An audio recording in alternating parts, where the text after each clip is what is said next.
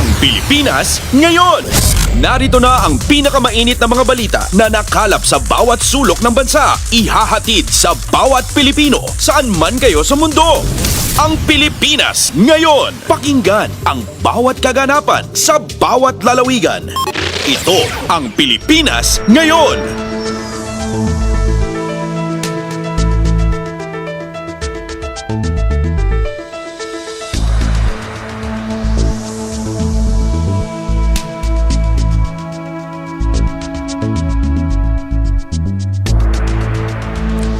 Magandang araw sa ating mga tagapakinig. Welcome po muli sa ating programang Ang Pilipinas Ngayon. Napapakinggan po ninyo saan mang bahagi ng mundo sa pamamagitan ng ating himpilang Radyo Pilipinas World Service ng Presidential Broadcast Service. Napapakinggan po tayo sa Radyo Pilipinas World Service audio streaming sa inyong mga PBS Evox receiver app at sa Radyo Pilipinas World Service official Facebook page at YouTube channel. Magandang balita po ay balik shortwave radio na rin po ang Radyo Pilipinas World Service. Napapakinggan po tayo sa ibayong dagat para sa ating mga kababayang overseas Filipino workers at mga seafarers. Sa pamamagitan ng ating English program tuwing 10 a.m. hanggang 11:30 a.m. sa mga sumusunod na shortwave frequencies 12.020 MHz, 15.640 MHz at 17.665 MHz. Ang Filipino program naman po tuwing 1:30 a.m. hanggang 4:30 a.m. napapakinggan sa mga sumusunod na shortwave frequencies 9.370 MHz, 9.925 MHz at 12.120 MHz. Ito po si Bea Gaza de Guzman. Samahan po ninyo ako sa kabuuan ng ating programa ngayong araw. Kapapalooban pa rin po ng mga panayam sa mga napapanahong issue at mga mahahalagang balita mula dito sa ating bansa. Kasama ng mga ulat mula sa iba't ibang rehiyon ng Pilipinas, mga segmentong business, sports at showbiz. Antabayanan po, sasainin na sa ilang sandali ang kabuuan ng ating programang Ang Pilipinas Ngayon. Mga kaganapan sa Kamaynilaan at mga kalapit na lalawigan dito sa Ang Pilipinas Ngayon. Okay, bago po natin ipagpatuloy ang ating pong balitaan ay dakuan muna natin itong ating panayam, no? Pag-uusapan naman natin kung ano ba itong General Amnesty na ipinag-utos po ni Pangulong Ferdinand R. Marcos Jr. tungkol dito po sa mga PhilHealth members na hindi po nakabayad ng kanilang contribution. Ano bang gagawin dito, no? Makikibalita tayo kay Dr. Israel Francis Ish Pargas, Senior Vice President po ng Health Finance Policy Sector at ang spokesperson po ng PhilHealth. Magandang araw po sa inyo, Doc Ish. Si Bea Gaza de Guzman po ito ng Radyo Pilipinas World Service.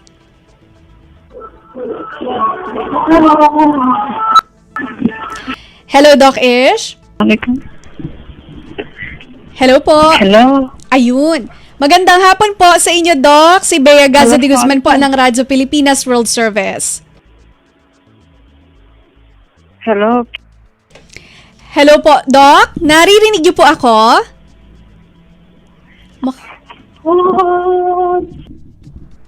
Mukhang hindi pa ako naririnig ni Doc, no? Ayusin natin na ang kanyang linya, no? Para makausap natin siya.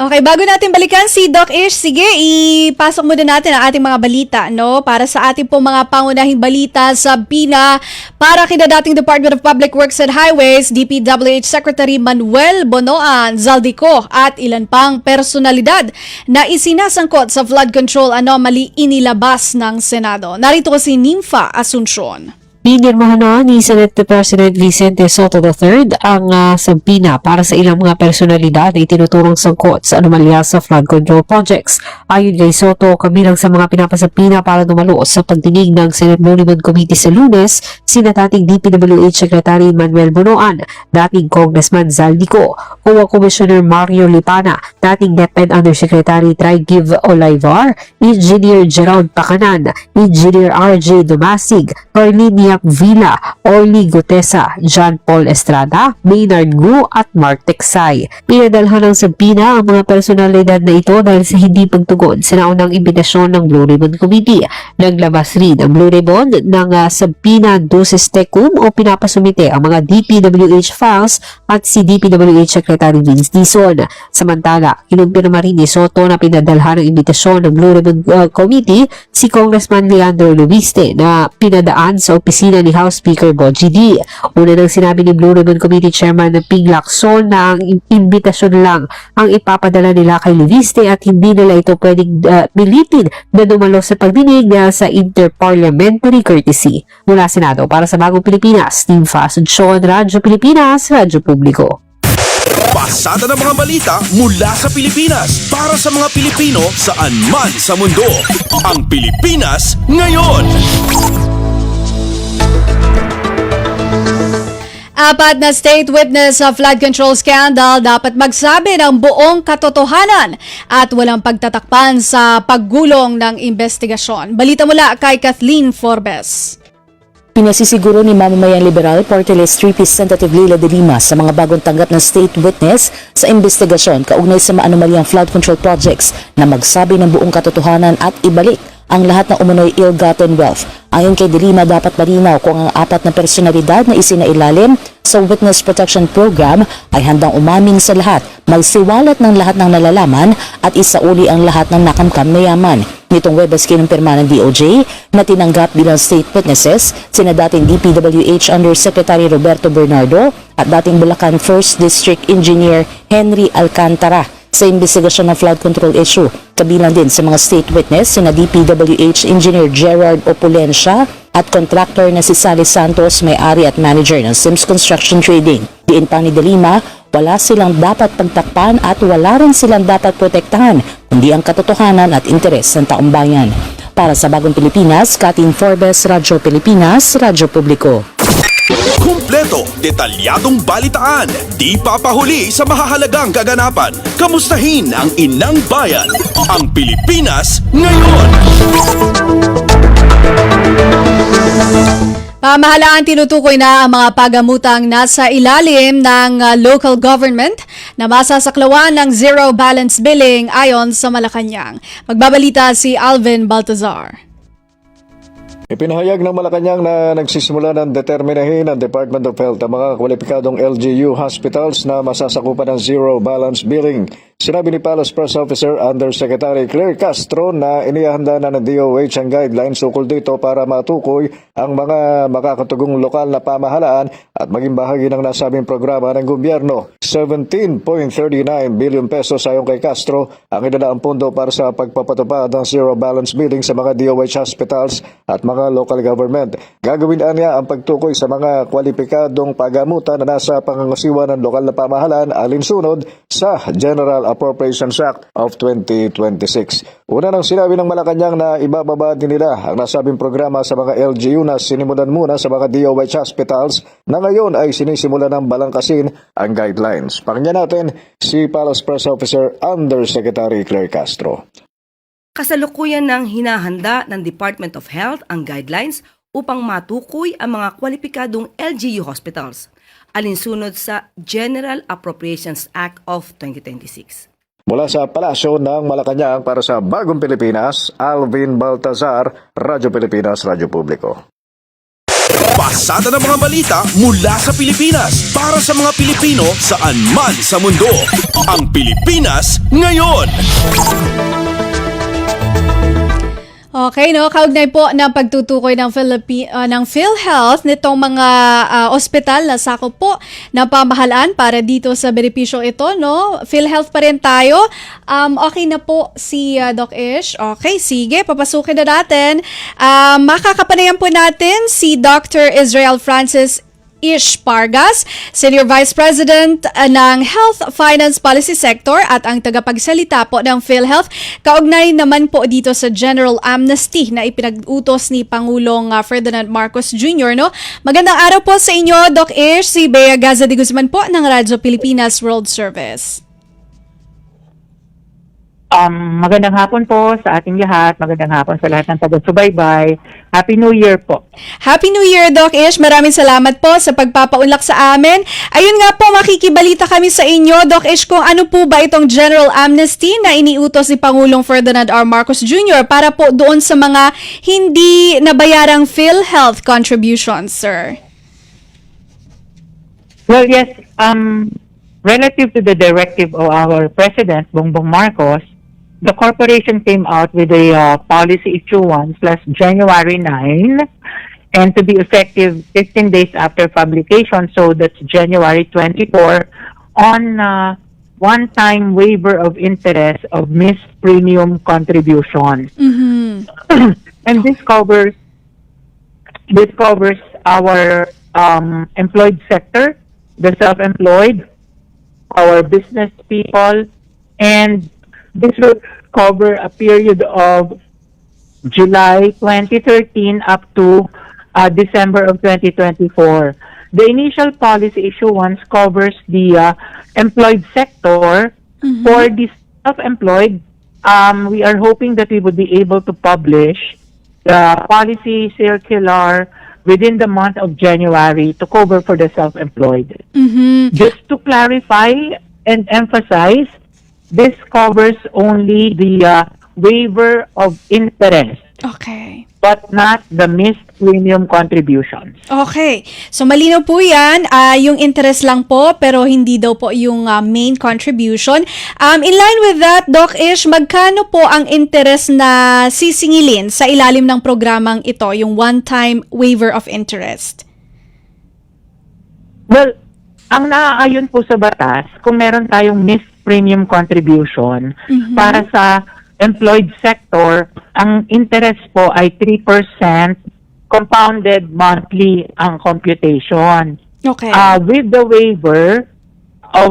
waiver po, ang mangyayari niyan ay kung halimbawa masesettle ng employer within 1 month yung kanilang account sa PhilHealth, ay buong 3% po ang mawi-waive. Kung halimbawa naman po na masesettle ng employer from 2 months to 6 months, yung kanilang account sa PhilHealth ay 2% po yung matatanggal or mawi-waive na interest. Pero kung ang employer po ay makakapag-settle ng kanilang account from 7 months to 12 months, ay 1% po ang matatanggal or mawi-waive sa interest nila. Okay, so depende po pala doon sa kaya pang number of months na contribution. Oo.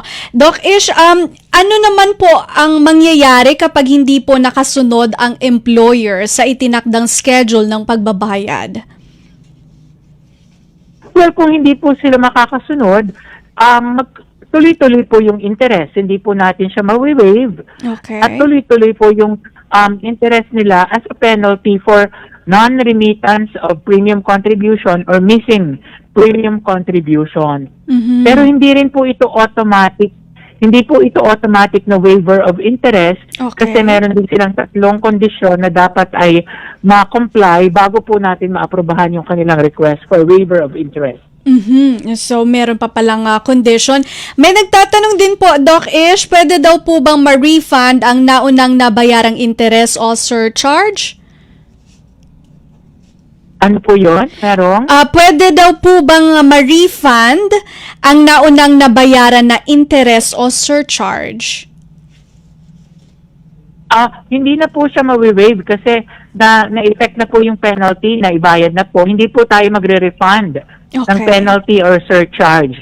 Sa ngayon po, although 2013 up to 2024 po yung i-cover natin, kailangan nilang i-apply kung mawi-waive po yung interest ng kanilang missed premium contributions. Okay. And Doc Ish, saan po dapat magbayad at magsumite ng mga kinakailangang dokumento ito pong mga employer na mag-a-avail ng programang ito? Well, they can transact po with all our local health insurance offices or regional offices na doon po tayo nationwide. Okay. Alright. Doc Ish, ang inyo pong final message na lang po sa ating mga tagapakinig at taga-subaybay dito po sa Radyo Pilipinas World Service.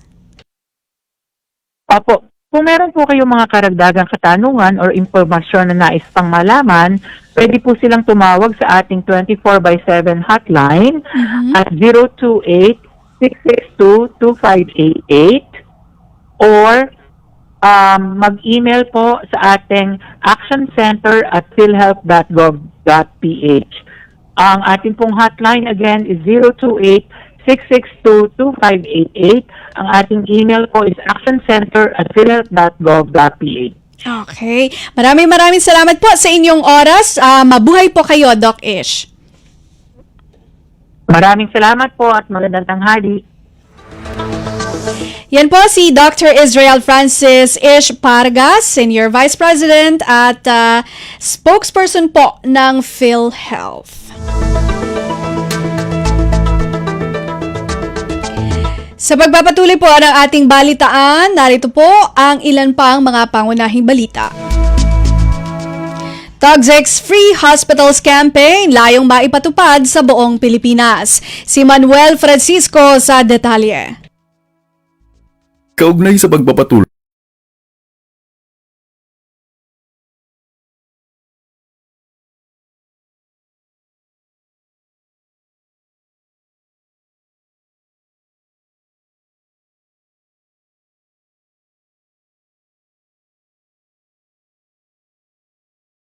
tama ang mapanganib na medical waste at iba pang basurang nagmumula sa mga ospital. Pinakamalaking problem is yung plastics. Around 70 to 80% yung nakita natin sa waste audit sa mga partner hospitals ay galing sa mga plastic items. Itong plastics kasi, pag sinunog siya, for example, isa siyang main source of dioxins and furans or yung tinatawag natin na unintentionally produced persistent organic pollutants. Isa ito sa mga main problems na nire-resolve natin and of course yung mga mercury stockpiles. Mula sa 6 na pilot hospitals, target ang proyekto na maipatupad ito sa buong Pilipinas. Mula sa Radyo Magazine para sa Bagong Pilipinas, ito si Manuel Francisco. Radyo Pilipinas, Radyo Publiko. Kumpleto, detalyadong balitaan, di papahuli sa mahahalagang kaganapan. Kamustahin ang inang bayan, ang Pilipinas ngayon. Ombudsman sinisilip ang posibleng paglabag sa solar franchise deal ni Batangas Representative Leviste. Si Marian Bastasa sa balita. Kinumpirma ni Ombudsman Jesus Crispin Remulla na binubusisi na ng kanyang tanggapan ang posibleng franchise violations ng solar firm na itinatag ni Batangas Representative Leandro Leviste. Ito'y kaugnay ng lumutang na isyu ng umano'y pagbebenta at paglilipat ng controlling interest ng isang solar power company na may kaugnayan kay Leviste na hindi dumaan sa kinakailangang pag-aproba ng Kongreso. Ayon sa Ombudsman, mahalagang suriin ang mga legal na teknikalidad sa proseso ng franchise transfer para matukoy kung may nilabag na batas. Gate pa nito, hindi ito dapat na ituring na simpleng usapin lamang ng pagdabag sa prangkisa, kundi may mas malalim na implikasyon sa patakaran ng bansa pagdating sa energy sector. Kung hindi pwede mong ibenta yung isa, gagawa ka naman ng kontrata, gagawa ka ng subsidiary, baka naman pinaiikutan mo na yung batas. It's common sense to all of us. Should be common sense to all of us. Na hindi dapat nangyayari yan. But anyway, that being the case, pinag-aaralan talaga namin yan. Kasi nga, hindi ito simple case ng violation of franchise. It goes deeper into the country's energy picture. Mula sa Ombudsman para sa Bagong Pilipinas, Marian Bastasa, Radyo Pilipinas, Radyo Publiko. Pasada ng mga balita mula sa Pilipinas para sa mga Pilipino saan man sa mundo. Ang Pilipinas ngayon. Court of Appeals o CA kinatigan ng Department of Labor and Employment o DOLE hinggil sa utos nitong umento sa sahod ng isang kumpanya. May report si Lawrence Tanhoco. Nagtibay ng Court of Appeals ang kautusan ng Department of Labor and Employment o DOLE na magbigay ng dagdag sahod sa mga manggagawa ng Asia Brewery Incorporated. Sa desisyon ng Korte, kinatigan nito ang utos ng DOLE Secretary na magbigay ng 25 pesos na kada araw ng dagdag sahod o humigit kumulang 652 pesos kada buwan bawat manggagawa. Ibinasura rin ng Appellate Court ang petisyon ng Asia Brewery na kung may question sa kakayahan nitong magbigay ng aumento. Ayon sa Korte, sapat ang ebidensya na may kakayahang pinansyal ang kumpanya upang ipatupad ang wage increase. Pinagtitibay din ang desisyon ng mandato ng DOLE na sa pagprotekta sa karapatan at sahod ng mga manggagawa. Mula Mula pa rin dito sa lungsod ng Maynila para sa Bagong Pilipinas, Lawrence Tanhoco ng Radyo Pilipinas, Radyo Publiko. Pasada ng mga balita mula sa Pilipinas para sa mga Pilipino saan man sa mundo. Ang Pilipinas ngayon. Iba't ibang obra at produktong Pinoy itatampok sa likhang Filipino Exhibition Halls na magiging bukas na sa publiko simula Enero 20. Ang ulat mula kay Raquel Bayan.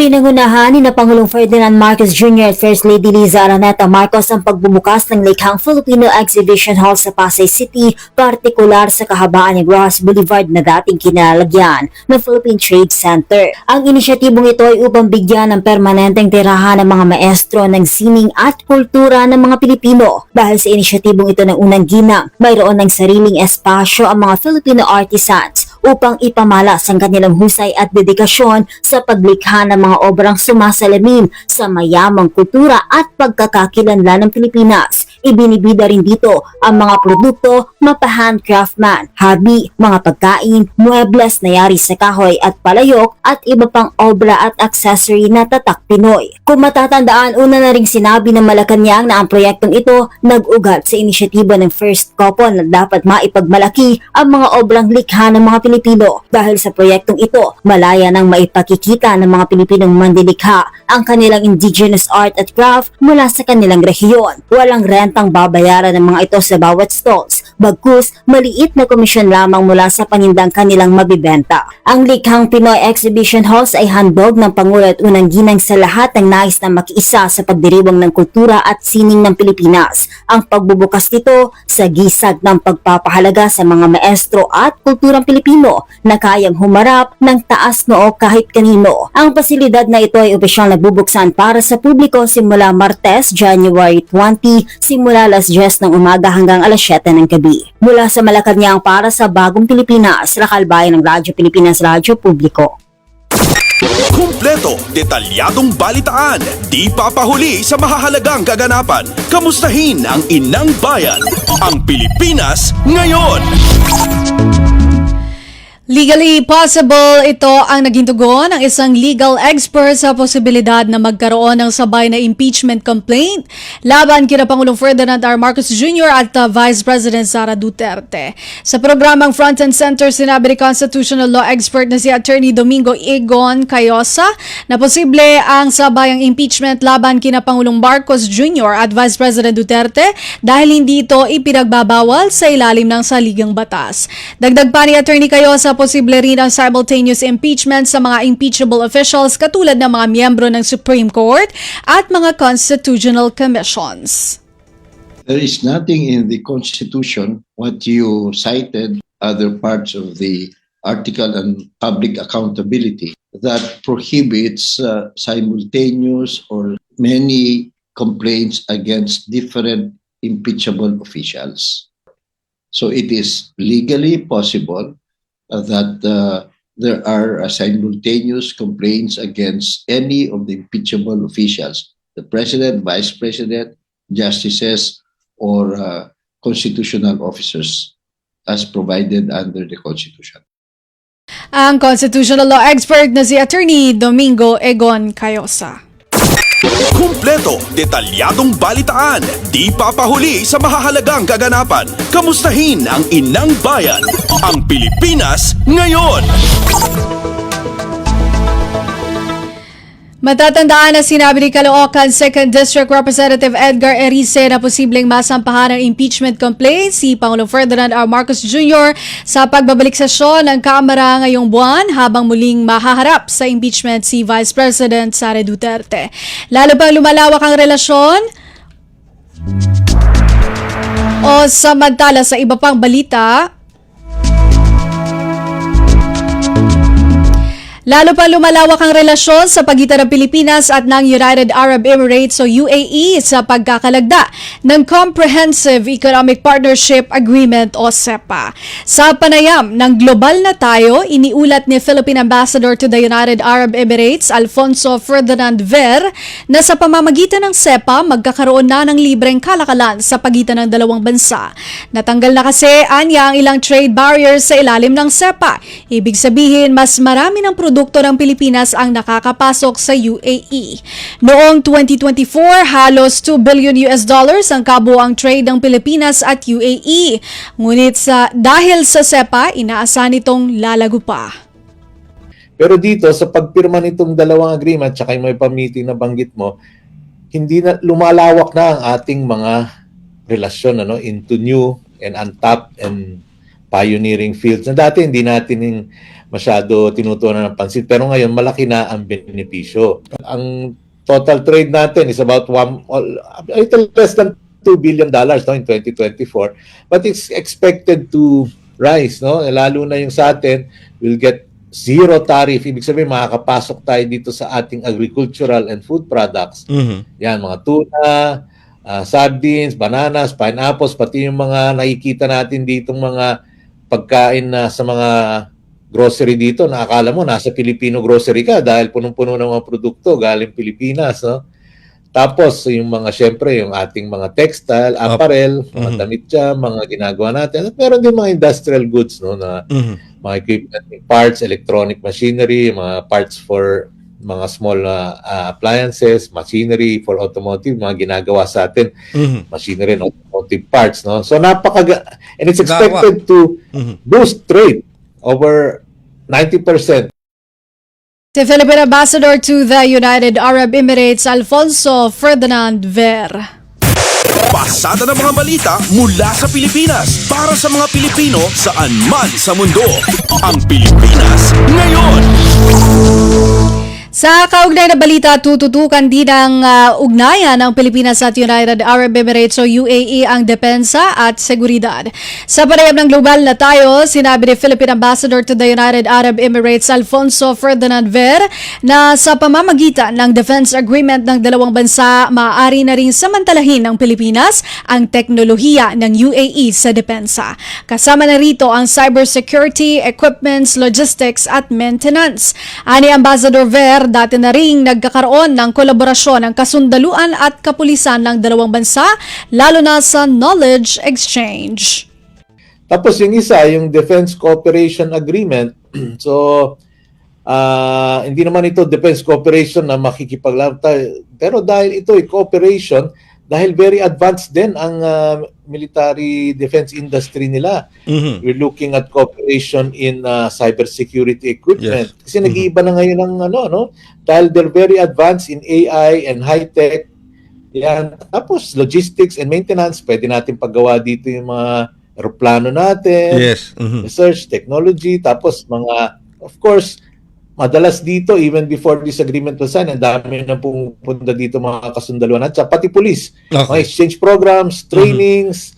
So ito, pinagtitibay lang talaga ang defense cooperation. Si Philippine Ambassador to the United Arab Emirates, Alfonso Ferdinand Ver.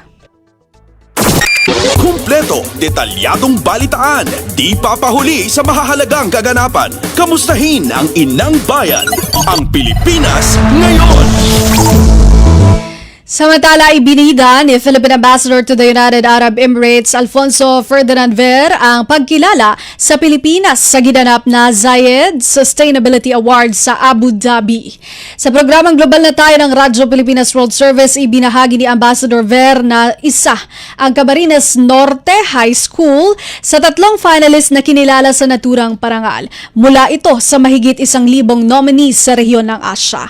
Ayon kay Ambassador Ver, binigyang pagkilala ang kanilang binuong app na tumutugon sa iba't ibang sakuna o kalamidad. Ibig sabihin lamang nito, ani Ambassador Ver, na mayroong ambag ang Pilipinas sa paglikha ng mga solusyon sa mundo o sa mga suliranin sa mundo.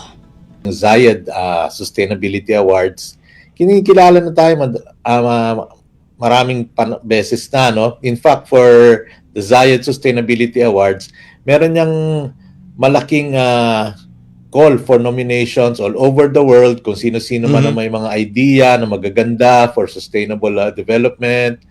At isa dyan, yung sa high school division, ay ang Camarines Norte High School. Okay. Alam nyo, Sir Ray, 1,000, 1,000 something ang nominated for high schools in Asia, no? Wow. Ang Camarines Norte High School, meron silang app at nag-finalist sila tatlo lang ang naging finalist out of over 1,000 nominees. Meron silang app on how we respond to climate disasters, no? Mga typhoons, ganyan. So, yan ang nakikita, may inaambag din tayo simula sa ating mga high school, mga technological solutions, so using your mobile phone, using GPS. So, nakita na ng ating Pangulo yan. So, pupunta tayo doon, hindi lang para may ambag din tayo sa mga solusyon na sa mundo, no? Lalo na sa mga problema nito. Ambassador to the United Arab Emirates, Alfonso Ferdinand Ver. Pasada ng mga balita mula sa Pilipinas para sa mga Pilipino saan man sa mundo. Ang Pilipinas Ngayon. Wala pang Pilipino ang napaulat na nasawi o nasugatan sa Iran sa kasalukuyan. Ito ay sa gitna na nagpapatuloy na anti-government protest doon. Yan ang tiniyak ni Department of Foreign Affairs o DFA spokesperson Assistant Secretary Angelica Escalona sa programang Front and Center ng Radyo Pilipinas World Service. Sa kabila ng kaguluhan sa nasabing bansa, mananatiling bukas 24/7 ang embahada para sa mga Pilipinong nais humingi ng tulong. Very fluid ba ang sitwasyon ngayon sa Iran base sa mga reports mula sa Philippine Embassy sa Tehran sa pamumuno ni Ambassador Roberto Manalo. Hindi pa po natin masasabi kung ano ang mangyayari sa mga susunod na araw, but what we can assure you is that bukas po ang embahada 24/7. Hindi na po sila nagsasara to monitor the situation and provide assistance to any Filipino in distress. As of this time, there are no reports of any Filipino casualties. Wala pa rin pong lumapit sa embahada upang humingi ng tulong. Samantala, ayon pa kay Foreign Affairs spokesperson Asek Escalona, nananatiling normal ang landline communication habang partially restored na ang serbisyo ng internet at mobile data. May inilatag din anya ang DFA na contingency measures sa paglilikas sa mga Pilipino sa oras na mas lumubha pa ang kaguluhan sa nasabing bansa. Gayunman, nakadepende pa rin ito sa magiging monitoring at rekomendasyon ng embahada kung magtataas na ito ng alert level. Depende po yan sa recommendation. Kaya nga po, bukas na. Hindi na nagsasara ang konsulado. Ang embahada to monitor the situation and anytime they can make their recommendation. Pag nag-recommend naman sila, ma-arrange ng embahada ang repatriation based on their contingency plan. Dun sa contingency plan, there are ways to find out yung the most secure way to ensure the exit of Filipinos. Yun yung nakasaad dun sa mga contingency plan. Foreign Affairs spokesperson Assistant Secretary Angelica Escalona. Kumpleto, detalyadong balitaan, di papahuli sa mahahalagang kaganapan. Kamustahin ang inang bayan, ang Pilipinas Ngayon. At yan po ang ating nakalap na mga national news. Antabayanan po ang ating pagbabalita sa mga kaganapan sa ating mga rehiyon. Para sa regional news, sa pagbabalik po yan ang programang Ang Pilipinas Ngayon. Paalala muna mula sa himpilan. This is a public service announcement. Discipline is the key. Umiwas sa aksidente sa daan. Ang pagmamaneho ay may kaakibat na responsibilidad. Hindi basta mapaandar lang ang sasakyan. Kilatisin ang sarili, ang kahandaan sa manibela. Siguruhing inyong konsentrasyon ay hindi magagambala. Importante rin na ating laging isipin, init ng ulo ay huwag pairalin. Bagkus, kaligtasan ng lahat ang siyang dapat unahin. Isang mahalagang paalala mula sa Presidential Broadcast Service at Radyo Pilipinas, Radyo Publiko, 738.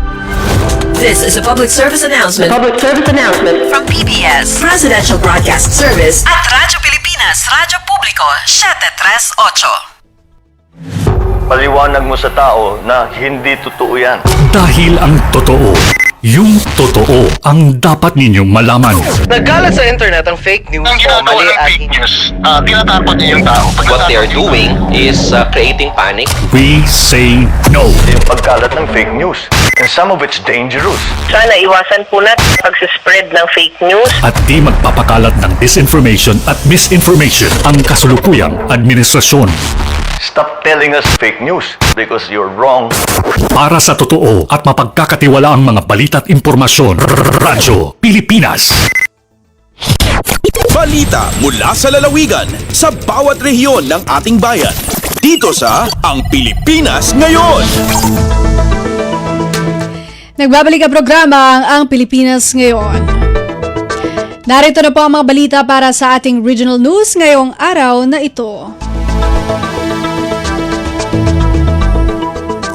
Mahigit 700 guro sa pampublikong paaralan sa Kalinga sa Bayang Nanumpa matapos ma-promote sa ilalim ng Expanded Career Progression Program. Magbabalita si Amelia Bumatnong ng RP Tabuk. Nagigida na nagsapata iti 761 newly promoted teachers ti Kalinga, babaan iti mass oath-taking ceremony nga idaulwan iti Department of Education wano DepEd Cordillera kin STO Kalinga itay nabiit iti Tabuk City. Natumpal daytoy babaan iti Expanded Career Progression may sa a merit-based promotion system para iti napaspas sa panagngato iti karera dagiti manursuro iti pampubliko a pagadalan. Sigun kini Regional Director Estela P. Leon Carino iti DepEd Cordillera, iti promosyon kat saan lang agserbi a panang bigbig iti dedikasyon ken kinagagat dagiti teachers no di ket maysa nga awag para iti tuloy-tuloy a panagserbi nga adaan integridad para iti dekalidad nga edukasyon. May naikiti daytoy imunan a nagsapata iti nasurok 600 a manursuro iti DepEd Tabuk City iti napalabas a bulan. Daytoy ket pasat iti kaunaan a mass oath-taking ceremony iti Region Cordillera. May paligip nga iti ECP kat parte iti career reform ti DepEd ana ipatumpal babaan iti Executive Order 174 Series of 2022 ang nagbalin alintag ken pinirmaan ni President Ferdinand R. Marcos Jr. iti September 2025. Manipod DZRK Tabuk, Amelia Bumatnong para iti Radyo Pilipinas World Service. Balita mula sa lalawigan sa bawat rehiyon ng ating bayan. Dito sa Ang Pilipinas Ngayon.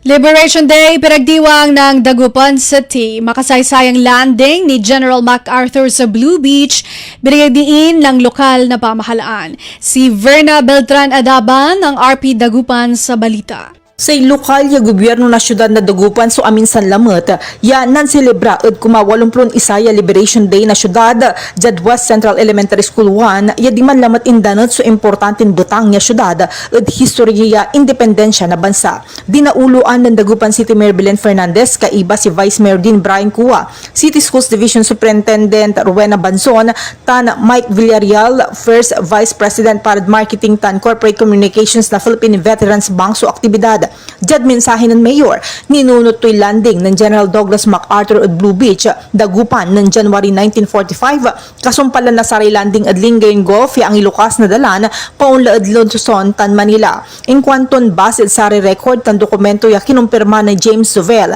Chief Archivist na MacArthur Memorial Foundation, tan Museum at Virginia, jad Dagupan so imunan inluban ng MacArthur at Luzon. Unang si Fernandez ay Dagupan at nansan siya at gilig history no ingan sa Blue Beach, so nagmalo ya kabyangan nakawayangan na Luzon. Kinirutumot at sari Dagupeño ya itutuloy dan idepensa so katawaan tan ipasirayo sa papel na syudad at history na bansa. Sentro na selebrasyon so presentasyon tan turnover na Dagupan MacArthur Blue Beach Timeline Handbook yaman serbin guide para sa kalanguran dyan suston panaral at awaran na syudad. Bilang unara parte na programa, ginawa sa ribbon cutting tan formalya pangilukas na MacArthur exhibit tan worker ya ditan at tanang saray imatindi iray litrato tan dokumento yamang isasalaysay at papel ng Dagupan ng 5 at Luzon ng 1945. Malala po Radyo Pilipinas Dagupan, siya si Verna Beltran Adaban para Radyo Pilipinas World Service. Balita mula sa lalawigan sa bawat rehiyon ng ating bayan. Dito sa Ang Pilipinas Ngayon.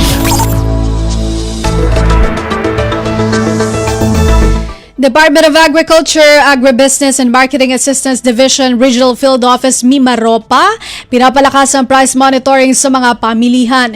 Mag-uulat si Jillian Faye Ibanez ng RP Palawan. Dayon nga ing bubuhati ang Department of Agriculture o DA Agribusiness and Marketing Assistance Division o AMAD Regional Field Office ang pagmomonitori ang presyo sa mga unang mga barakalan sa rehiyon.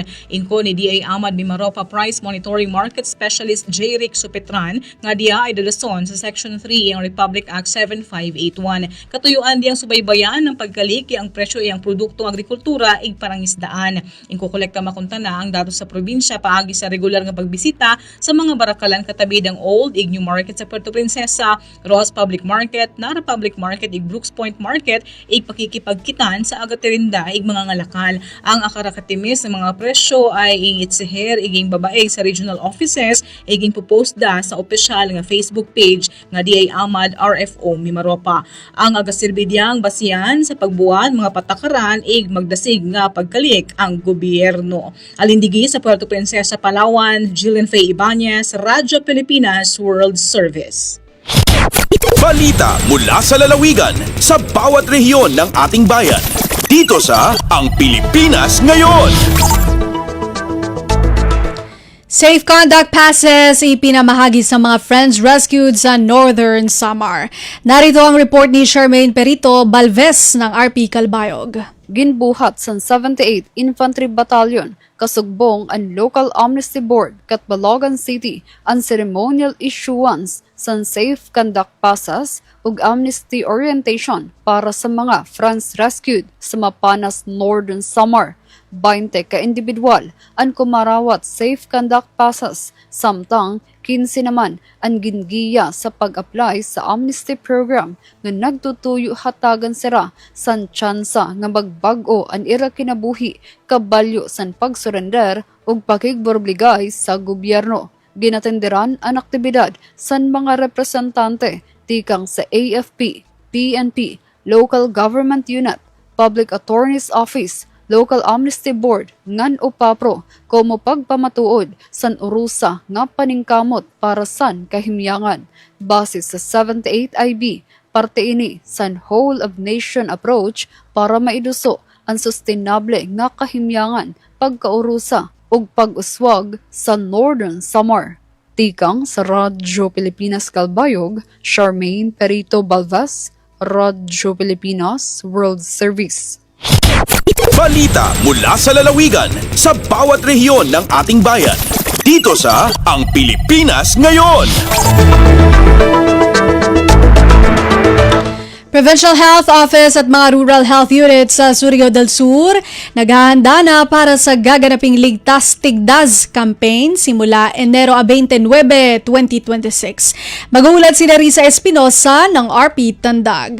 Gipamahayag ni Dr. Oscar De Jesus, Provincial Health Officer sa Surigao del Sur, nga nangandam na ang ilang buhatan ingon man ang mga rural health units sa tibuok probinsya alang sa ipahigayon nga Ligtas Tigdas vaccination campaign nga pagasugdan sa Enero 19 hangtod sa Pebrero 13 nining tuig 2026. Sumala pa niya nga aduna ipahimuta nga mga fixed post sa matag barangay kunin diha himuon ang pagpamakuna kontra tigdas sa mga kabataan nga nag-edad og 6 months hangtod sa 59 months old.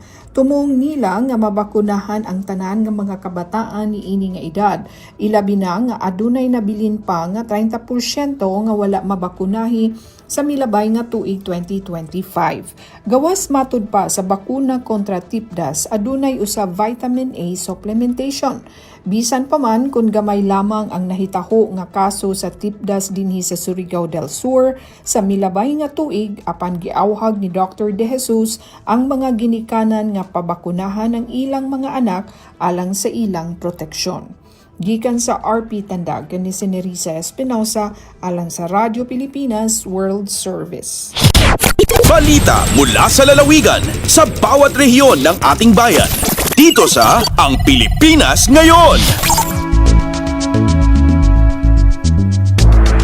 Philippine Red Cross Sulu naghandog ng sleeping kits at psychological first aid sa mga persons deprived of liberty o PDL sa Sulu Provincial Jail. Balitang hatid ni Eloisa Muhammad ng RP Holo. Namahagi sleeping kit sa Ivan Psychological First Aid in the Philippine Red Cross at PRC Sulu Chapter pa mga persons deprived of liberty at PDL Sulu Provincial Jail kabaakan na capital site Bangkal Patiko Sulu. Piyaw na pakaradyaan bilang bahagi sin regular program sin PRC Sulu awla na habiyaon magdurunggo-dunggo na ina bulan Ramadan na amin na waktu pagpupuasa si mga umat muslimin. Banga dulo na data sin PRC Sulu Chapter kulang maglabi duwang gatos PDL nakahampit na sabot pakaradyaan. Lamudunahin ng gatos kay iman kausukan, iban kay iman kababaihan. Mumpaat pagtugba si mana sabot services sabi na sin psychosocial tulong tabang sinang putagalima volunteer iban naghihinang PRC Sulu Chapter pagkuhanan sin Chapter Administrator Alnizar Mihadun. Dahil RP Hulo, Eloisa Muhammad, Radyo Pilipinas, World Service. Balita mula sa lalawigan sa bawat rehiyon ng ating bayan. Dito sa Ang Pilipinas Ngayon. Narinig po niyo ang mga balita mula po sa iba't ibang lalawigan dito sa Pilipinas sa pamamagitan po ng ating regional news. Susunod po ang ating balitang negosyo at kalakalan at balitang pampalakasan mula kay Leo Magpayo sa pagbabalik po iyan ng programang Ang Pilipinas Ngayon makalipas ang ilang mga paalala. Time to celebrate kulturang Pinoy, tradisyon, musika, sining, literatura at iba pa. Anything and everything fun and Filipino. Ito ang Pinoy Kultura. Ang kwento ng adobo. From its humble beginnings sa hapagkainan ng mga Pilipino noong ika-16 na siglo to 21st century international tables, adobo, the most famous and the country's national dish, speaks of our culture, the sour and the salty, the sweetness and spice, mixed with the richness of tender chunks of pork or chicken, sometimes both together. It has traveled provinces, crossed continents to inspire chefs and delight peoples across the seas. Traditionally cooked in clay pots, the Spanish gave the name adobo to the dish, from adobar, which means marinade. It is an indigenous cooking method that uses vinegar and salt to preserve food in the tropical climate. It's been cooked a multitude of ways. Simple, may maanghang, merong may coconut milk, depende sa rehiyon na siyang pinanggalingan. It's so flexible, it can create various and sometimes new tastes. Panlasang Pinoy has listed 31 of what they call insanely delicious adobo recipes. There's the traditional chicken adobo, simple, made with chicken, soy sauce, vinegar, garlic, peppercorns, and bay leaves. There's adobo that varies in color and taste, adobong dilaw, adobong pula, at adobong puti. At hindi lang lutong chicken or pork, may adobong tahong, adobong kangkong, and chicken feet adobo. The New York Times once shared on Twitter a simple chicken adobo recipe as comfort food to cook in the middle of winter. The Food Network had its own adobo recipe, and there is apparently a Spanish chicken adobo with chocolate. This humble but iconic adobo is not without controversy. Wikipedia says a trade department once announced plans to standardize the most popular Filipino dishes to make them easier to promote, starting with the adobo. Maraming hindi natuwa at binatikos ang plano. The agency did a 180, said it's not mandatory and will only be done as a benchmark to define a basic traditional recipe para malaman kung tunay na Filipino dish pag nasa international setting. The adobo has been honored abroad, was runner-up in the Best Nouveau Street Food in the 2010 LA Street Food Fest. Philippine Primer says Chef Gordon Ramsay picked a pork adobo burger in Good Morning America's Battle of the Burgers in 2017. One can say the mix of flavors and spices of this iconic dish is a perfect foil for the Filipino character. It has certainly come a long way and has endured all this time. Simple or fusion elaborate version, the adobo remains to warm hearts and please palates. And bringing Tatak Pinoy to the world, just a bonus. Yan ang Pinoy Kultura, because our culture is cool. Lagay ng ekonomiya, kalakalan, negosyo at iba pa. Atin ang alamin dito sa Ang Pilipinas Ngayon.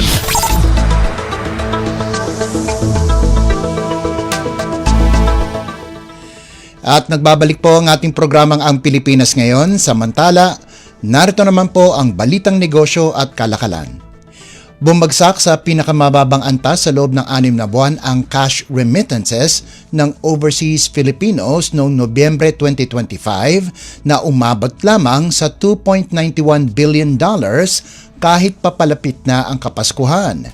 Gayunpaman, ayon sa Bangko Sentral ng Pilipinas o BSP, Mas mataas pa rin ito ng 3.6% kumpara sa $2.81 billion noong Nobyembre 2024. Mula Enero hanggang Nobyembre, umakyat sa $32.11 billion ang kabuang remittances, 3.2% na mas mataas kaysa noong isang taon at pinakamataas na year-to-date mula 2022. Katumbas na ito ng 90.5% ng full-year forecast ng BSP na $35.5 billion para sa taong 2025. Inaasahan ng BSP ang 3% na paglago ngayong taon at panibagong 3% sa $36.6 billion sa 2026. Nananatiling pangunahing pinagmumulan ng remittances ang Estados Unidos na may 40% ng kabuang halaga, kasunod ang Singapore, Saudi Arabia, Japan at United Kingdom. Paliwanag ng BSP, maraming money transfer centers ang dumadaan sa US-based correspondent banks, kaya lumalabas na galing sa US ang malaking bahagi ng padala. Tumaas din ang personal remittances na umabot sa $3.24 billion habang ang year-to-date total ay umakyat sa $35.73 billion. Ayon sa mga analyst, timing ang dahilan ng pagbaba noong Nobyembre. Sinabi ni Jonathan Ravelas na marami ng OFW ang nagpapadala ng pangpasko at tulong bagyo noong Oktubre, kaya mataas ang inflows noong buwan na yon. Dagdag ni John Paulo Rivera, nakaapekto rin ang mataas na inflation at interest rates abroad habang ang inaasahang paghina ng piso ay maaaring nagpaantala sa ilang remitters. Inaasahang babawi ang remittances nitong Disyembre. Lagay ng ekonomiya, kalakalan, negosyo at iba pa. Atin ang alamin dito sa Ang Pilipinas Ngayon.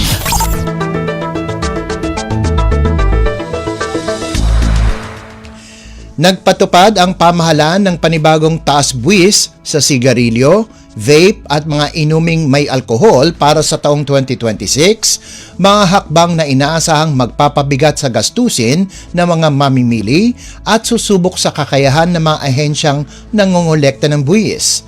Sa unang memorandum ng taon, inanunsyo ng Bureau of Customs o BOC na tinaasan ang excise tax sa distilled spirits, alak, beer at iba't ibang produkto na may nikotina alinsunod sa umiiral na batas sa mga sin products. Bahagi ito ng multi-year plan para palakasin ang kita ng Estado at bawasan ang konsumo ng mga produktong may masamang epekto sa kalusugan. Ang distilled spirits ay papatawan na ng 74 pesos and 16 centavos per proof per liter, mula 69 pesos and 96 centavos, bukod pa sa 22% ad valorem tax. Tumaas din ang buwis sa still at sparkling wines sa 70 pesos and 92 centavos per liter, habang ang beer at fermented liquors ay nasa 48 pesos at 31 centavos per liter. Tumaas din ang buwis sa sigarilyo at mga modernong alternatibo nito. Ang isang kaha ng 20 stick ay may buwis na 69 pesos and 46 centavos. Ang heated tobacco products ay nasa 37 pesos and 63 pesos per pack, at ang nicotine salt at freebase vape liquids ay umakyat sa 60 pesos and 20 centavos per milliliter. Itinakda ang taunang pagtaas na ito sa ilalim ng Republic Act o RA 11467 at RA 11346 na nagbibigay ng malinaw na schedule ng pagtaas ng buwis hanggang kalagitnaan ng dekada. Aminado ang customs na hindi pa rin kayang iproseso ng kanilang digital systems ang mas komplikadong ad valorem taxes para sa distilled spirits at cigars, kaya mano-manong kinukwenta ito ng mga tauhan sa ikalawang taon ng sunod-sunod. Patuloy namang umaasa ang pamahalaan sa mga buwis na ito. Umabot sa 106 billion pesos ang koleksyon ng BIR mula sa sin products hanggang Setyembre 2025, malayo sa 84 billion pesos noong 2024, dulot ng mas mataas na buwis at mas mahigpit na pagpapatupad. Lagay ng ekonomiya, kalakalan, negosyo at iba pa. Atin ang alamin dito sa Ang Pilipinas Ngayon.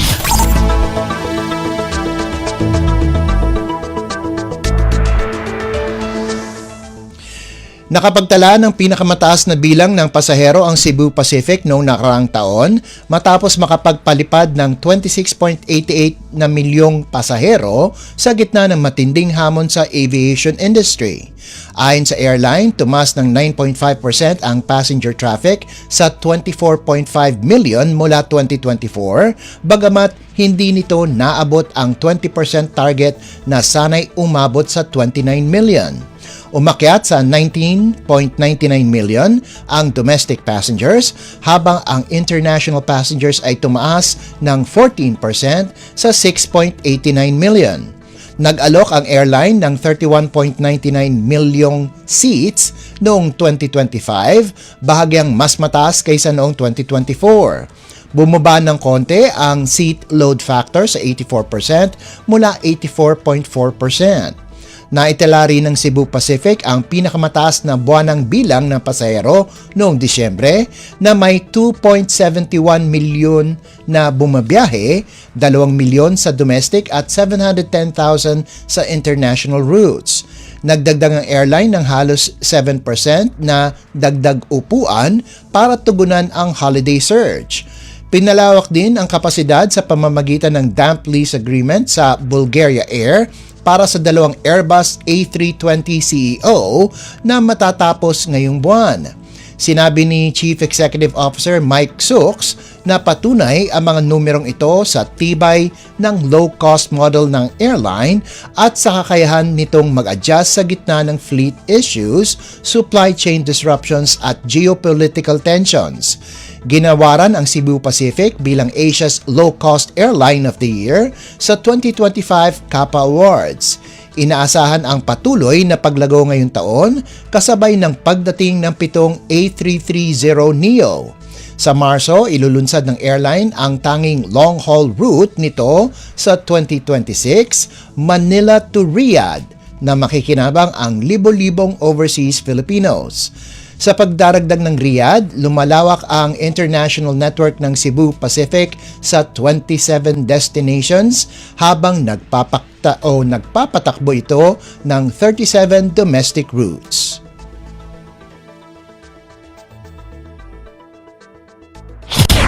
Lagay ng ekonomiya, kalakalan, negosyo at iba pa. Atin ang alamin dito sa Ang Pilipinas Ngayon.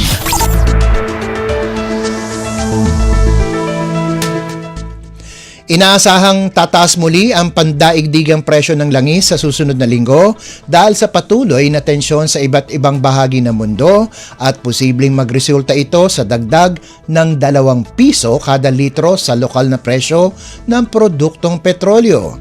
Batay sa galaw ng Asian Fuel Benchmark at Foreign Exchange Trends, sinabi ni Jetty Petroleum President Leo Bellas na maaaring tumaas ang presyo ng diesel ng piso at 80 sentimo hanggang 2 piso kada litro, habang ang gasolina ay posibleng umakyat ng piso hanggang piso at 20 sentimo kada litro. Paliwanag ni Bellas, malaki ang itinaas ng presyo ng krudo at refined fuel ngayong linggo dahil sa magkasabay na tensyon sa Venezuela, Iran at Black Sea. Nagdulot din ng pangamba ang mga protesta sa Iran at ang posibilidad ng paglahok ng Estados Unidos na maaaring magbanta sa daloy ng langis sa Strait of Hormuz, isang mahalagang ruta ng pagdaigdigang supply. Idinagdag pa niya na ang drone attack sa 2 Western-operated oil tankers sa Black Sea ay nagpalala ng pangamba sa posibleng pagkaantala ng supply mula sa Middle East. Gayunpaman, sinabi ni Bellas na nakatulong ang pahayag ni US President Donald Trump na humuhupa na ang crackdown sa Iran kaya nabawasan ng takot sa malawakang supply disruption. Ang inasahang mas matatag na supply mula sa Venezuela at ang mas malaking pagtaas sa US crude at gasoline inventories ay nakapagpaba rin ng pressure sa presyo. Kapag natuloy ang taas presyo sa susunod na linggo, ito na ang ika-4 na magkakasunod na pagtaas sa diesel at ikalawang sunod na pagtaas sa gasolina. Patuloy ding tumataas ang presyo ng kerosene sa ikatlong linggo. lagay ng ekonomiya, kalakalan, negosyo at iba pa. Atin ang alamin dito sa Ang Pilipinas Ngayon. At para naman sa halaga ng palitan, ayon sa Bangko Sentral ng Pilipinas o BSP ngayong Biyernes, ika-16 ng Enero, ang halaga ng piso kontra sa dolyar ay nasa 59 na piso at 44 na sentimo. Ang Japanese yen naman po ay nagkakahalaga ng 37 sentimo. Ang Singaporean dollar ay nasa 46 na piso at 16 na sentimo. 4 na sentimo naman ang won ng South Korea at nagkakahalaga ng 8 piso at 53 sentimo ang isang yuan ng China. Sa iba pang palitan, ang Hong Kong dollar ay nagkakahalaga ng 7 piso at 62 sentimo. Ang British pound naman ay katumbas ng 79 na piso at 57 sentimo. Nasa 69 na piso at 1 sentimo ang euro, 42 piso at 79 na sentimo ang Canadian dollar, habang ang Saudi Arabian rial ay nagkakahalaga ng 15 piso at 85 sentimo. Lagay ng ekonomiya, kalakalan, negosyo at iba pa. Atin ang alamin dito sa Ang Pilipinas Ngayon.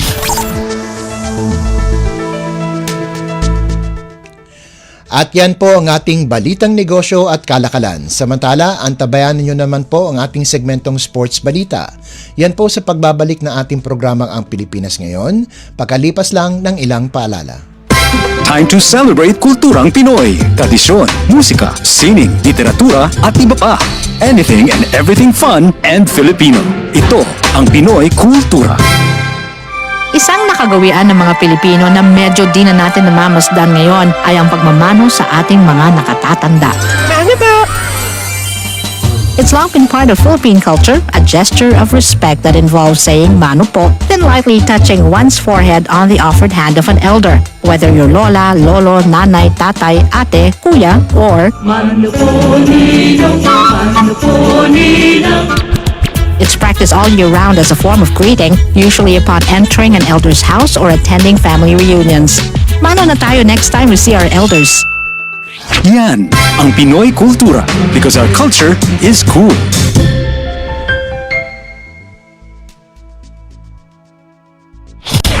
Updates at pinakahuling mga usapin sa mundo ng palakasan. Atin ang pakinggan dito sa Ang Pilipinas Ngayon.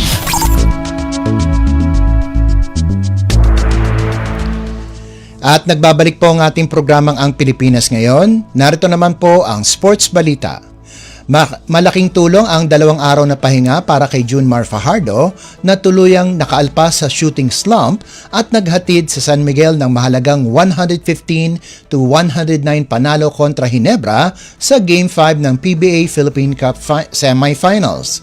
Matapos malimitahan sa single digit sa huling 2 laro, bumawi si Fajardo sa kanyang 21 puntos at 11 rebounds kasama ang 2 game-sealing free throws sa huling sandali para bigyan ng Beermen ng 3-2 series lead. Aminado ang 9-time most valuable player na nakatulong ng malaki ang pahinga at therapy sa kanyang masakit na balikat. Pinuri rin siya ni Coach Leo Austria sa paglalaro kahit may iniindang injury. Naging susi rin ang mga tirang tres ni na Chris Ross at Marshall Lassiter na nagluwag sa depensa ng Ginebra at nagbigay ng espasyo kay Fajardo sa loob. Habang abot kamay na ang finals, target ng Beermen na tapusin na ang serye sa Game 6 para magkaroon ng dagdag pahinga bago harapin ang malalim na TNT. Pero alam ni Fajardo na hindi basta susuko ang Ginebra at pinapaalala na hindi pwedeng magpakampante dahil alam ng lahat na kayang-kayang bumalik ng Ginebra at itabla ang serye. Updates at pinakahuling mga usapin sa mundo ng palakasan. Atin ang pakinggan dito sa Ang Pilipinas Ngayon.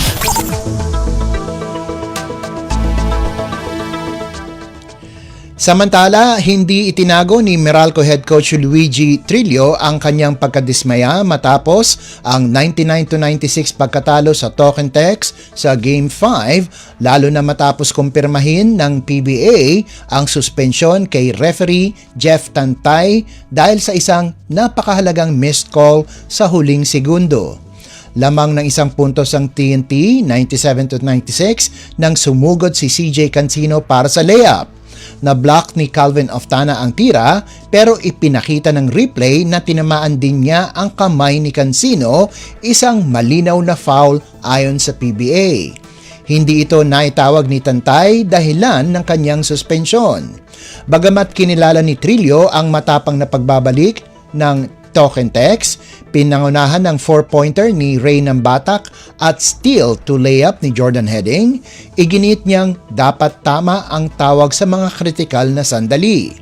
Nabulilyaso rin ang 96-91 na abante ng Meralco sa huling 30 segundo na sinamantala ng TNT para maagaw ang panalo. Natabunan tuloy ang napakainit na laro ni Cancino na may 17 puntos sa fourth quarter at career high 36 na puntos. Sa kabila ng pagkatalo, sinabi ni Trillo na kailangan nang tanggapin ng Bolts ang resulta. Updates at pinakahuling mga usapin sa mundo ng palakasan. Atin ang pakinggan dito sa Ang Pilipinas Ngayon.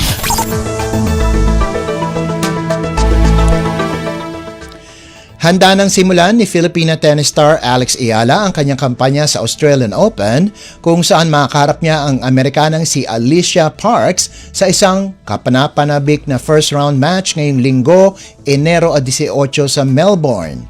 Kinumpirma ang matchup matapos lumabas ang draw nitong Huwebes na naglagay kay world number 49 na si Ayala sa isang mabigat na bracket kasama sina world number 1 Aryna Sabalenka, US Open champion Emma Raducanu, Grand Slam veteran Venus Williams at third seed Coco Gauff. Ito ang unang pagkakataon na sasabak si Ayala sa main draw ng Australian Open. Noong nakarang taon, sa qualifying rounds lamang siya nakalaro. Malaki na ang ipinagbago mula noon matapos umangat mula world number 140 tungo sa number 49 sa loob ng isang taon. Unang pagtatapat din ito ni Ayala at Parks kung saan mas mataas ng 51 spots ang ranggo ng Pinay. Pareho silang nagbukas ng season sa ASB Classic sa Auckland, umabot sa semifinals si Ayala habang round of 32 naman si Parks. Mula roon, lumipad si Ayala sa Melbourne para sa Kooyong Classic at tinalo ang 2025 o 2024 Paris Olympics silver medalist sa straight sets. Si Parks naman ay naglaro sa Hobart International Qualifiers ngunit nabigo sa kanyang ikalawang laban. May Grand Slam experience si Parks na umabot sa third round ng 2024 Australian Open. Si Ayala naman ay nag-debut sa 3 majors noong nakarang taon, kabilang ang second round finish sa US Open. Updates at pinakahuling mga usapin sa mundo ng palakasan. Atin ang pakinggan dito sa Ang Pilipinas Ngayon.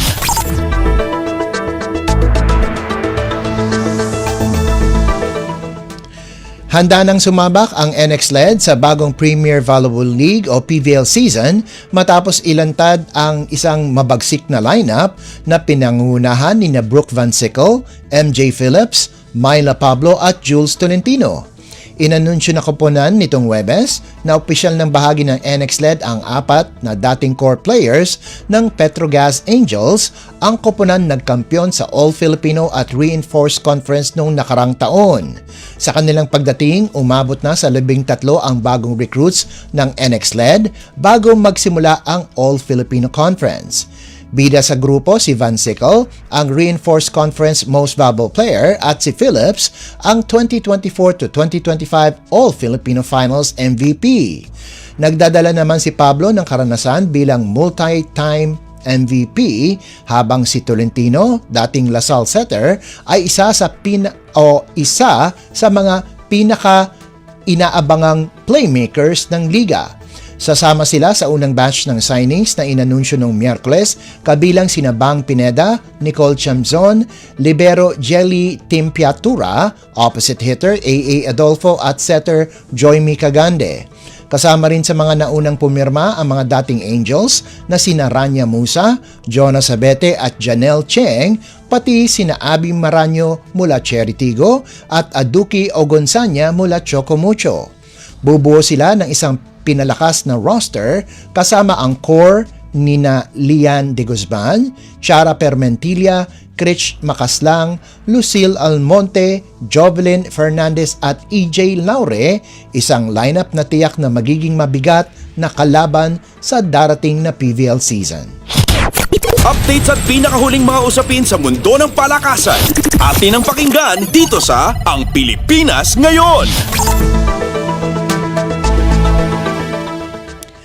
At bilang pangwakas sa ating segmentong sports balita, handa nang simulan ni Drek Zamboanga ang panibagong yugto ng kanyang karera sa Brave Combat Confederation o CF matapos tuluyang makarecover mula sa injury na nagpaghinto sa kanya halos buong 2025. Dapat sana'y magde-debut siya noong Mayo laban sa undefeated Bahraini lightweight contender na si Ramazan Gitinov. Ngunit naudlod ang laban matapos siyang tamaan ng lateral collateral ligament injury bago pa man ang fight week. Matapos ang matinding physical therapy at strengthening program, cleared na muli si Zamboanga para sa full training. Isa sa Zamboanga sa mga pinaka-kinikilalang homegrown talents ng Pilipinas, dala ang 14-6 record na may 11 finishes. Una siyang sumikat bilang URCC Bantamweight Champion, tinapos si Rex De Lara noong 2017 at na-defend ang titulo kontra Song Hyun Cho noong 2019. Nagpatuloy ang kanyang pag-angat sa international scene, nagtala ng 3-1 record na may panalo laban kina Dechadin Sirisufatin, Rahul Rahu at Adonis Sevillino ng Team Lakay. Para kay Zamboanga bago simula ang Brave CF.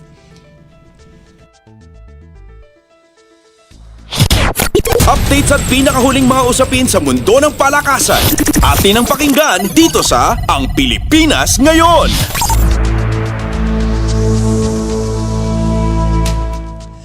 At yan ang pinakauling balita sa larangan ng palakasan. Ito po si Leo Magpayo. Samantala, susunod naman po ang ating segmentong Balitang Artista na ihahatid sa inyo ni Mama JT. Yan po sa pagbabalik ng ating programang Ang Pilipinas Ngayon, pakalipas lang ng ilang paalala.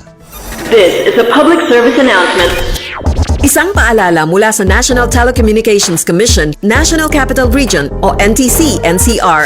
Ang kanilang Oplan Contra Text Scams.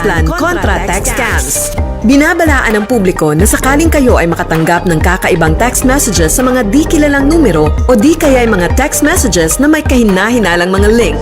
Huwag pansinin, huwag pindutin, huwag i-click ang link. Huwag i-click ang link.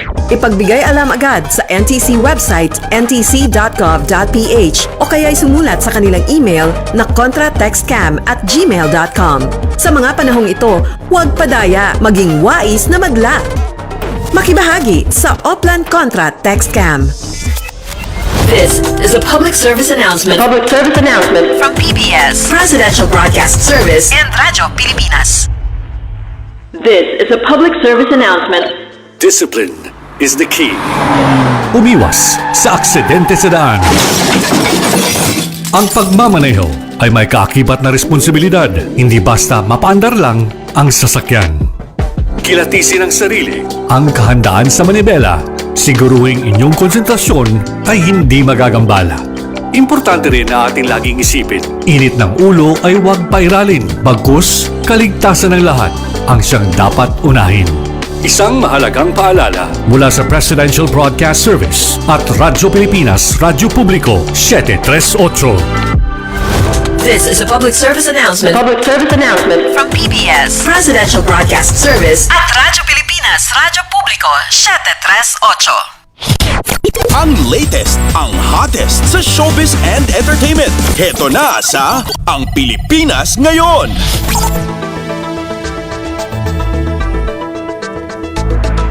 Muli pong nagbabalik ang programang Ang Pilipinas Ngayon. At halo, magandang araw sa ating mga chismoso at chismosang nag-aabang ng mga trending na balita sa mundo ng showbiz. Ito na ang ratsyada ng ating mga chika. Mariing itinanggi ng dating Viva Hot Babes member na si Katya Santos ang balitang magkakaroon ng reunion show ang kanilang grupo. Nilinaw niya sa isang Facebook post na bagamat nagpapasalamat sila sa patuloy na suporta at interest ng fans, hindi ito mangyayari sa ngayon dahil may kanya-kanya na silang prioridad at tinatahak na landas. Ang pahayag ni Katya ay kasunod ng sinabi ni Andrea Del Rosario sa isang panayam na pinag-iisipan nila ang posibilidad ng reunion matapos ang matagumpay na concert ng Sex Bomb Girls. Gayunman, iginiit ni Katya na hindi sila professional na dancers kundi mga aktres at modelo. Tinalakay rin ni Katya ang mga paghahambing sa Sex Bomb Girls at iginit na wala silang kompetisyon kahit magkaiba sila ng estilo at lakas. Anya, ipinagmamalaki nila ang naging ambag ng Viva Hot Babes at nagpapasalamat na patuloy itong inaalala ng publiko. Ang latest, ang hottest sa showbiz and entertainment. Heto na sa Ang Pilipinas Ngayon.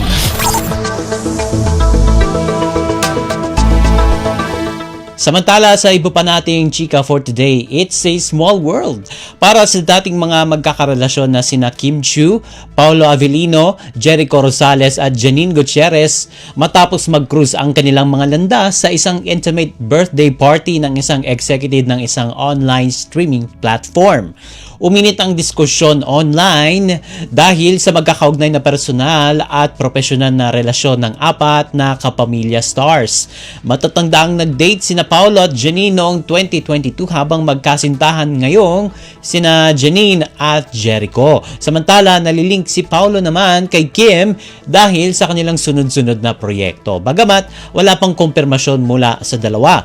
Kumalat ang mga larawan at video noong January 13 kung saan makikitang magaan at maayos ang samahan, kabilang ang high five at bro hug ni na Paolo at Jericho na ikinatuwa ng mga netizen. Wala namang nakitang direktang interaction sa pagitan ni na Paolo at Janine, gayon din itong sina Janine at Kim. Ang latest, ang hottest sa showbiz and entertainment. Heto na sa Ang Pilipinas Ngayon.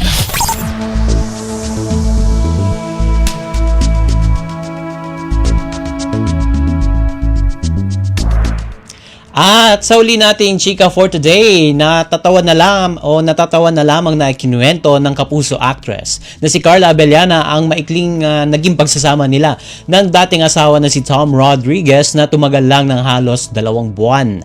Sa isang panayam sa telebisyon, pabirong sinabi ni Carla na malapit na niyang ma-beat ang sarili niyang record sa unang kasal. Masaya namang ikunento ni Carla ang bagong yugto ng kanyang buhay bilang misis ng second husband na si Dr. Reginald Santos na kanyang pinakasalan noong Disyembre ng 2025. Ayon sa kanya, kapag lumampas na sila ng 7 linggo bilang mag-asawa, may dahilan na raw sila para mag-celebrate. Ibinahagi rin ni Carla na first boyfriend niya si Reginald noong high school pa sila. Ngunit naghiwalay dahil kinailangan na mag-focus ni Reginald sa medical school. Hindi niya inasahan ang kanilang muling pagtatagpo, kaya naniniwala siyang tadhana ang nagbalik sa kanila at nagpatunay na mahal pa rin nila ang isa't isa. Ang latest, ang hottest sa showbiz and entertainment. Heto na sa Ang Pilipinas Ngayon.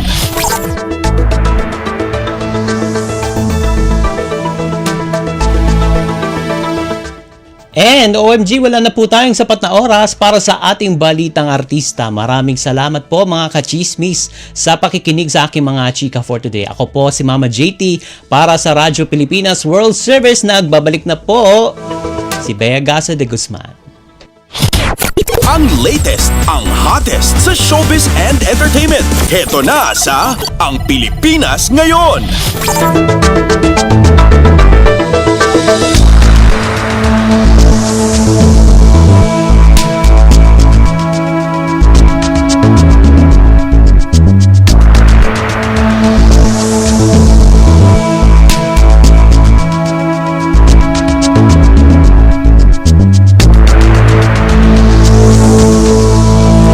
Yan po ang kabuuan ng ating programa, ang Pilipinas Ngayon. Maraming salamat sa ating mga nakasama sa technical side, Milo Junella, Hiro Lucero sa ating Wirecast.